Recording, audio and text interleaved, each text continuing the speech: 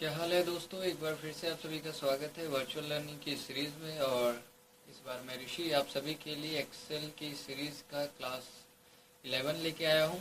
और ये इस क्लास का पार्ट फर्स्ट होगा, क्योंकि ये इसके अंदर जो टॉपिक्स है वो कुछ थोड़े ज़्यादा हैं, तो इसलिए हमने इसको दो अलग अलग पार्ट्स में बनाया है।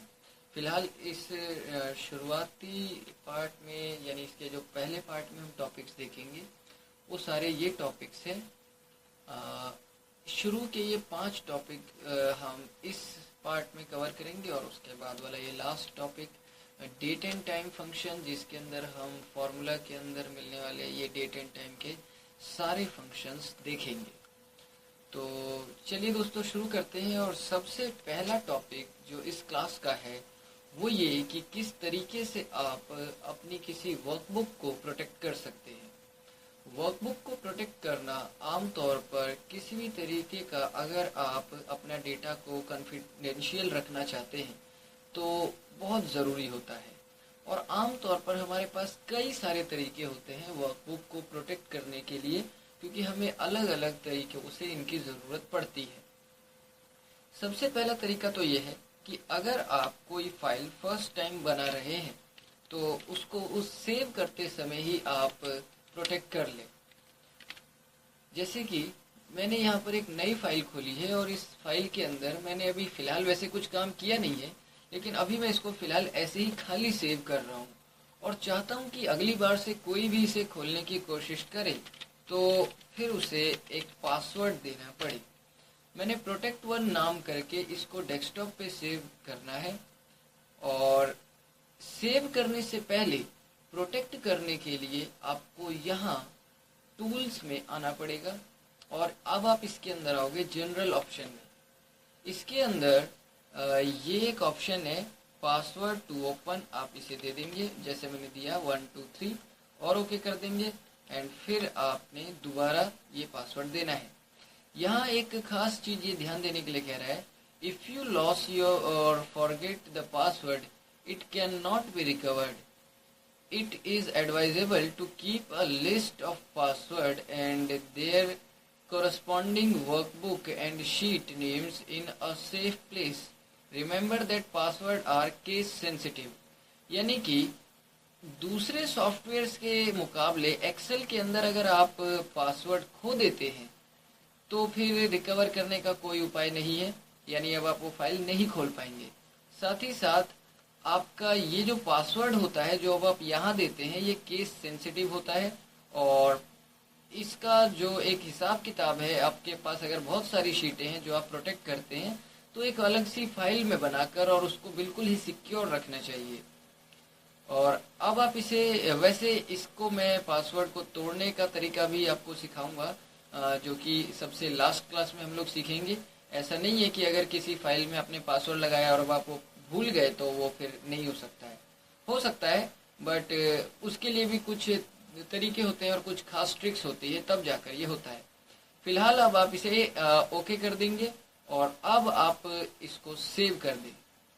सेव करने के बाद अब आप इस फाइल को फिलहाल कुछ समय के लिए बंद कर देंगे, और जो फाइल मैंने बनाई है उसको अगर मैं दोबारा खोलना चाहता हूँ तो चाहूँ तो यहाँ से भी खोल सकता हूँ। ये प्रोटेक्ट1 वाली फाइल, इस पर मैंने क्लिक किया तो देखिए अब ये इसको खोलने पर पासवर्ड देने के लिए कहता है, और मैं इसमें ये पासवर्ड दे देता हूँ तो ये फाइल खुल गई।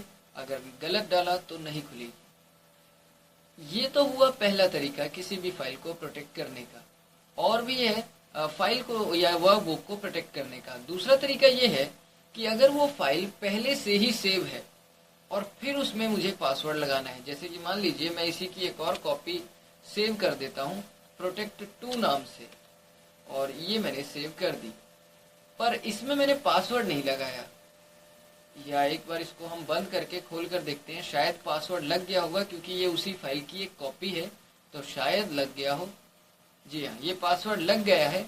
आप इसको खोल लीजिए, प्रोटेक्ट2 वाली फाइल पे भी पासवर्ड लगा हुआ है क्योंकि मैंने 1 वाले की ही कॉपी निकाली है।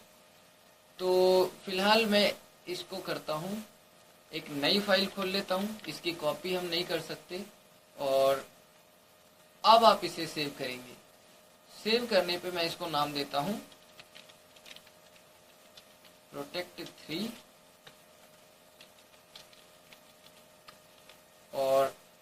डायरेक्ट ही मैंने इसे सेव कर दिया, कोई पासवर्ड नहीं लगा है। अब आप मैं इसे बंद करता हूँ और दोबारा खोलने की कोशिश करूंगा, ये यहाँ पर कोई पासवर्ड नहीं मांग रहा है। तो मैं चाहता हूँ ये जो protect3 नाम से जो फाइल है इसमें पासवर्ड लगाना है। तो इसके लिए आप ऑफिस बटन में आएंगे। ऑफिस बटन के अंदर आपको आना है, ये प्रिपेयर वाला ये ऑप्शन है, इसके अंदर आप आएंगे और देखिए इसके अंदर ये ऑप्शन है encrypt document, increase the security of the workbook by adding encryption. Click करेंगे और बिल्कुल उसी तरीके से पासवर्ड मांग रहा है जैसे उस समय मांगा था। एक बार दे देंगे, एक बार फिर ये पासवर्ड आपको रिपीट करना है और ओके कर देंगे। फिर आपको Ctrl+S प्रेस करके इसे सेव करना है। इसे आप बंद करेंगे। अब दोबारा खोलने की कोशिश करिए तो देखिए ये आपसे पासवर्ड मांगता है। तो दोस्तों ये था कि अगर आप चाहते हैं कि कोई भी अनऑथराइज एक्सेस आपकी फाइल का ना कर सके तो हम पासवर्ड लगाकर अपनी वर्कबुक को इस तरीके से प्रोटेक्ट कर सकते हैं। एक प्रोटेक्शन तो ये है कि कोई खोल ना सके, और दूसरी प्रोटेक्शन मैं इस तरह से लगा सकता हूँ कि अगर अभी मैं ये काम कर रहा हूँ तो ये काम अगर स्क्रीन पे आ रहा है तो इस विंडो को कोई बंद ना कर सके, कोई नई शीट ना डाल सके, कोई नया काम कुछ ना कर सके। काम तो कर सके पर उसे सेव भी कर दे, बट मैं चाहता हूँ कि ये विंडो बंद ना हो, या कोई नई शीट ना आए, या कोई नया और कोई बाहर से एडिशन ना हो सके, कुछ भी नया स्ट्रक्चर में चेंज ना हो। तो ये भी काम किया जा सकता है। और इसके लिए आपको पहले तो अपनी फाइल खोलनी होगी और रिव्यू में देखिए तो यहाँ ये ऑप्शन है प्रोटेक्ट वर्कबुक का, इस पे आप क्लिक करिए। प्रोटेक्ट स्ट्रक्चर एंड विंडो वाला ये ऑप्शन है, इस पे क्लिक कर देंगे। अब आप बताइए कि आप क्या प्रोटेक्ट करना चाहते हैं। मैं स्ट्रक्चर और विंडो दोनों को ही प्रोटेक्ट करना चाहता हूँ। मैंने पासवर्ड दिया 145, ओके कर देंगे, रिपीट करेंगे, ओके कर देंगे। तो अब आप अगर इस विंडो को यहाँ से बंद करने की कोशिश करते हैं तो ये बंद तो ये तो बंद हो गया भाई, ये तो बंद नहीं होना चाहिए था।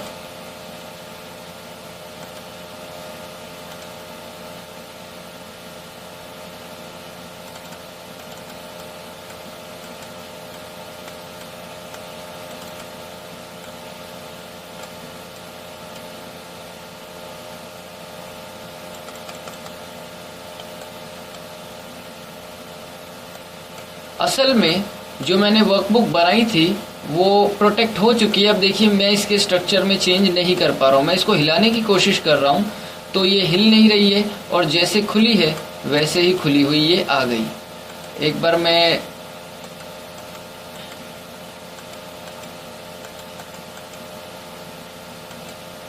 इसके रिव्यू में आके और यहाँ से प्रोटेक्ट वर्कबुक वाला ये ऑप्शन हटा देता हूँ। पासवर्ड दूंगा 145, ओके कर देंगे और ये अब जाके अनप्रोटेक्ट हो गए। इसका स्ट्रक्चर एक बार जब प्रोटेक्ट हो जाता है तो फिर उसमें छेड़छाड़ करना बहुत ही मुश्किल होता है और फिर आप उसमें कोई काम नहीं कर सकते।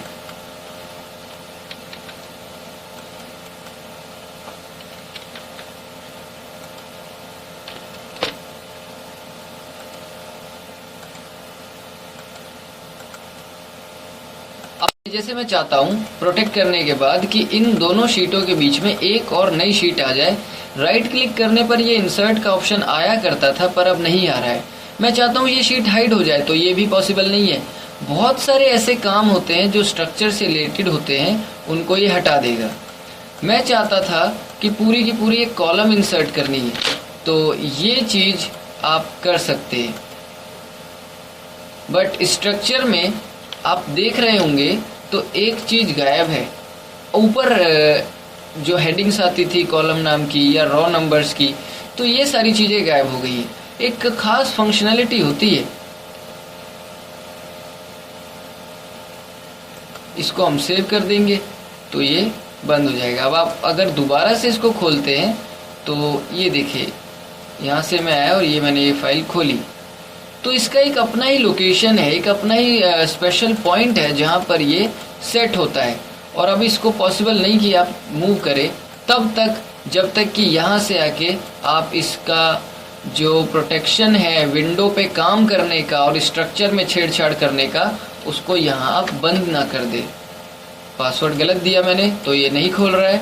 मैं पासवर्ड ठीक दूंगा तो फिर ये खोलेगा। इसको बंद यहीं से किया जाता है जहाँ से चालू किया जाता है, तब आप इसके स्ट्रक्चर में या और कोई काम में छेड़छाड़ कर सकते हैं। अब आप चाहो तो इसके अंदर कोई छेड़छाड़ कर सकते हो। बस ये है कि प्रोटेक्शन देते समय पासवर्ड आपका ऐसा हो जो ध्यान में रखा जा सके। ऐसा नहीं कि अगर दिमाग से निकल गया तो फिर आप वापस पा लेंगे।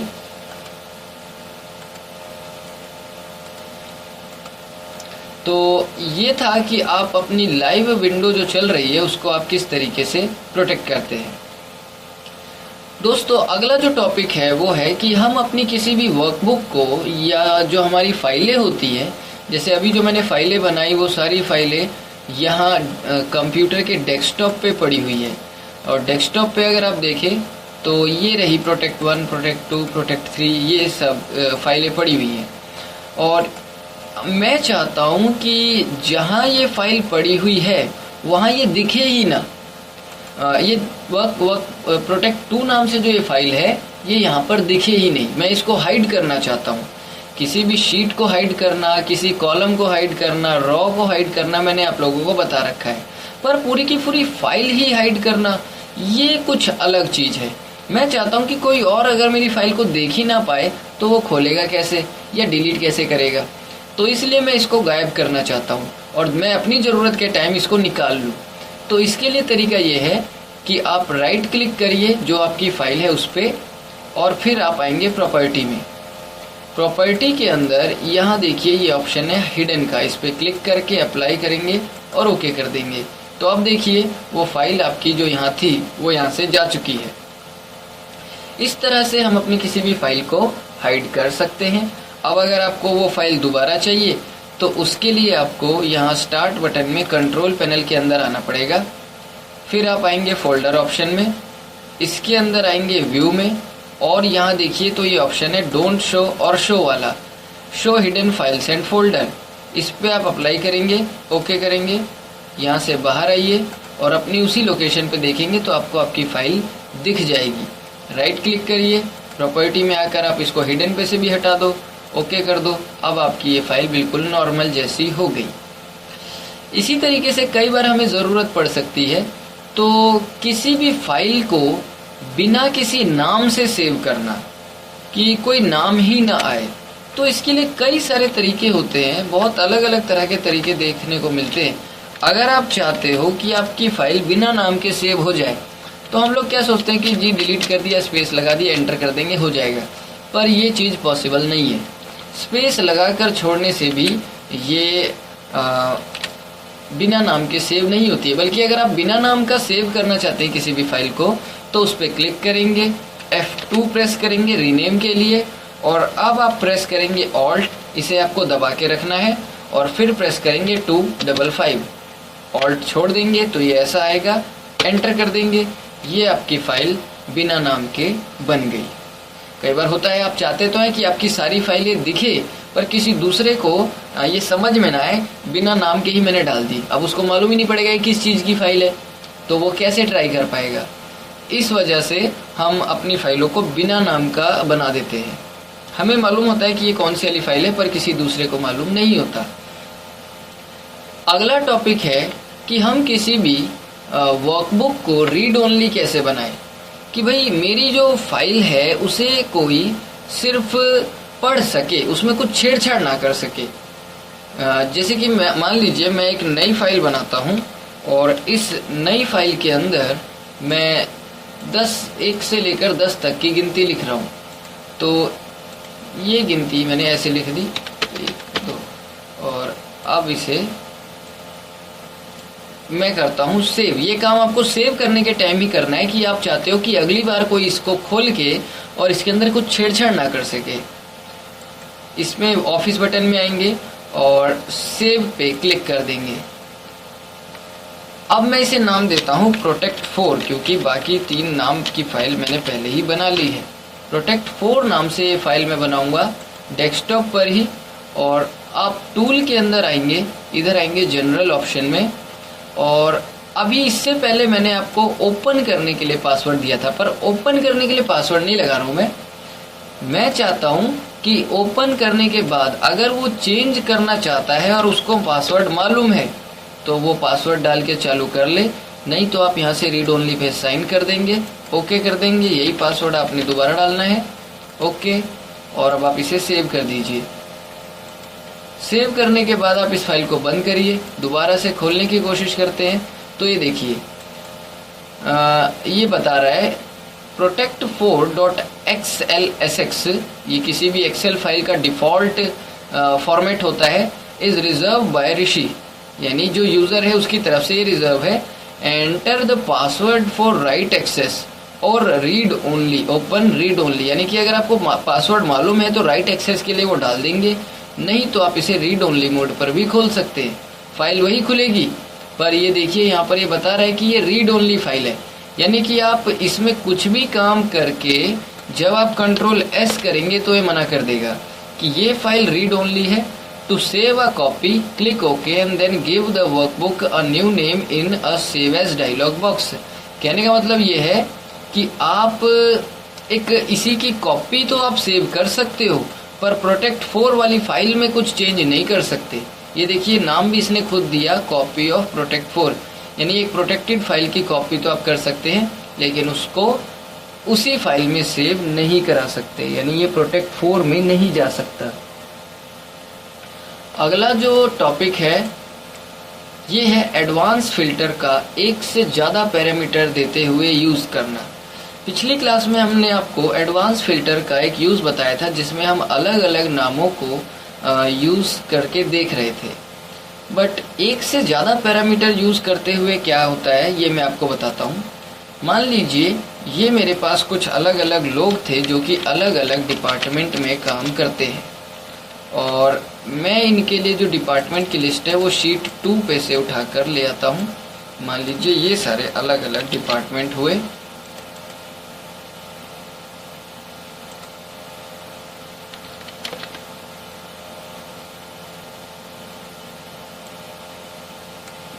और ये मान लीजिए ये सारे अलग अलग डिपार्टमेंट में काम करते हैं। अब और इनका ये वीक 1 का, वीक 2 का, वीक 6 तक का हिसाब किताब मेरे पास है। अब मैं चाहता हूँ कुछ इस तरीके का काम करना कि देखिए यहाँ मनोज है, फर्नीचर है, मनोज है, गारमेंट है, मनोज है, फर्नीचर है। इसी तरीके से और भी कोई दूसरा नाम है। पिछली बार मैंने कहा था कि मुझे मनोज का चाहिए तो पूरा मनोज का डेटा निकाल कर दिखा दिया था, रणवीर का चाहिए तो रणवीर का निकाल कर दिखा दिया था। पर अगर मैं ये कहता हूँ इस बार कि भाई मनोज का डेटा तो निकाल कर दिखाना है और रणवीर का डेटा भी निकाल कर दिखाना है, लेकिन तभी जब मनोज गारमेंट में हो, और गारमेंट में ये स्पेलिंग में गड़बड़ है, गारमेंट के अंदर आए, यानी कि जब मनोज और गारमेंट दोनों मिले तब ये ध्यान रखेंगे कि आपका जो हेडिंग है उसमें बिल्कुल भी मिसमैच नहीं होना चाहिए। तो ये आप इसको एक बार कॉपी कर लेंगे और इधर भी पेस्ट करिए और इधर भी पेस्ट करिए। और मैं कह रहा हूँ कि भाई मनोज का जो है वो गारमेंट में होना चाहिए और रणवीर का फर्नीचर में होना चाहिए, तभी डेटा निकाल कर लाना है, नहीं तो नहीं लाना। और अब हम कैसे एडवांस फिल्टर लगाएंगे वो तो सब जानते हैं, पिछली बार की तरह ही, क्योंकि मैंने पिछली बार आप लोगों को बताया था इस पूरे डेटा को सिलेक्ट करके और फिर आपको कॉपी टू अनदर लोकेशन करना है, क्राइटेरिया आपको ये पूरा सिलेक्ट करना है और जहाँ कॉपी करना है उसे भी आप पूरा सिलेक्ट करेंगे, ओके कर देंगे। तो ये मुझे सिर्फ मनोज का और रणवीर का एक एक बार ही दिखा रहा है, पूरा नहीं दिखा रहा। अब ये पूरा क्यों नहीं दिखा रहा है? क्योंकि मनोज मिला इसे फर्नीचर में, फिर मनोज मिला गारमेंट में एक बारी, रणवीर मिला गारमेंट में एक बारी, फिर इसके बाद सीधे मनोज यहाँ मिला फर्नीचर में, रणवीर मिला यहाँ फर्नीचर में। और मैंने क्या बोला था? मैंने बोला था कि मनोज जब गारमेंट में हो और रणवीर जब फर्नीचर में हो तभी लाना, नहीं तो नहीं लाना। तो ऐसा केस कि रणवीर फर्नीचर में हो एक ही दफ़ा है और मनोज गारमेंट में हो ये भी एक ही दफ़ा है। तो इसलिए इस तरफ जो डेटा आया वो एक एक बार ही आया। अगर मनोज कई दफ़ा होता, गारमेंट भी साथ के साथ होता, तो फिर उतनी ही बार ये आता। मतलब समझाने का ये है कि अगर आपके काम एक कॉलम पे डिपेंड ना होकर दो अलग अलग कॉलमों पे डिपेंड है और उसके हिसाब से आप सर्चिंग करना चाहते हैं, तो एडवांस फिल्टर को ऐसे भी लगाया जा सकता है। इसे हम कहते हैं एडवांस फिल्टर, एक से ज़्यादा पैरामीटर्स के हिसाब से यूज़ करना। और अब हम देखेंगे quick access toolbar. Quick access toolbar नाम से ही समझ में आ रहा है कि एक ऐसा टूल बार जिसके अंदर हम कोई चीज़ जल्दी से जल्दी एक्सेस कर सके। असल में क्विक एक्सेस टूल बार ये होता है, इसे हम क्विक एक्सेस टूल बार कहते हैं। ये ऑफिस बटन के साइड में ये पतली सी एक पिच है और इसके साथ में ये एक डाउनवर्ड एरो लगा हुआ है। कई बार कुछ ऐसे ऑप्शन होते हैं जो आपको बार बार यूज़ करने की ज़रूरत पड़ती है, और ऐसे ऑप्शन का क्योंकि बार बार यूज़ पड़ रहा है तो आप चाहते हैं कि एक शॉर्टकट बन के आ जाए, तो ये काम आप क्विक एक्सेस टूल बार में कर सकते हैं। मान लीजिए मुझे बार बार ईमेल करना पड़ता है, तो मैं उसका एक शॉर्टकट ऊपर चाहता हूँ टाइटल बार में। तो ये देखिए, ये ईमेल का मुझे एक शॉर्टकट मिल गया। आप चाहते हैं तो इसे ऊपर भी रख सकते हैं टाइटल बार में, नहीं तो आप इसे नीचे इधर भी रख सकते हैं फॉर्मूला बार के नीचे। इसके लिए आपको मेन्यू बार में किसी खाली जगह पे राइट क्लिक करना है और यहाँ देखिए ऑप्शन आ रहा है show quick access toolbar below the ribbon. इस पे आप क्लिक कर देंगे तो अब देखिए क्विक एक्सेस टूल बार इधर आ गया, रिबन के ठीक नीचे। ये इस तरीके से इसके नीचे आ चुका है, होम के नीचे आएगा। और अगर अब आप इसे ऊपर करना चाहते हैं तो राइट क्लिक करेंगे यहाँ पर show quick access toolbar above the ribbon, click कर देंगे तो अबव हो जाएगा। इसी तरीके से कस्टमाइज करना है आपको क्विक एक्सेस टूल बार, यानी इसके अंदर क्या क्या ऑप्शन डालने हैं, और अगर वो ऑप्शन यहाँ नहीं मिल रहा है तो आप यहाँ से कोई सा भी ऑप्शन ले सकते हैं। Customise quick access toolbar, इसके अंदर मान लीजिए मैं चाहता हूँ कि फॉर्मूला टैब में से मुझे डेट एंड टाइम फंक्शन के अंडर का या एरर चेकिंग का काम मुझे ज़्यादा पड़ता रहता है, तो मैं इसका शॉर्टकट एक बनाना चाहता हूँ। तो इस पर क्लिक करेंगे और ओके कर देंगे। तो देखिए एरर चेकिंग का ये शॉर्टकट यहाँ पे आ गया है। अब आप यहाँ भी ओके कर दीजिए, देखिए एरर चेकिंग का ये शॉर्टकट बन के आ गया। आप चाहें तो राइट क्लिक करके यहाँ से भी जा सकते हैं, नहीं तो ऑफिस बटन के अंदर एक्सेल ऑप्शन के अंदर कस्टमाइज वाला ऑप्शन है, यहाँ से भी आप कोई सा भी शॉर्टकट उठा सकते हैं। दुनिया भर के जितने भी एक्सेल में फंक्शन होते हैं वो सारे आप इसमें से उठा सकते हैं, और बाहरी सॉफ्टवेयर से भी कुछ लिंक्ड फंक्शन होते हैं तो वो भी आप इसमें ले सकते हैं।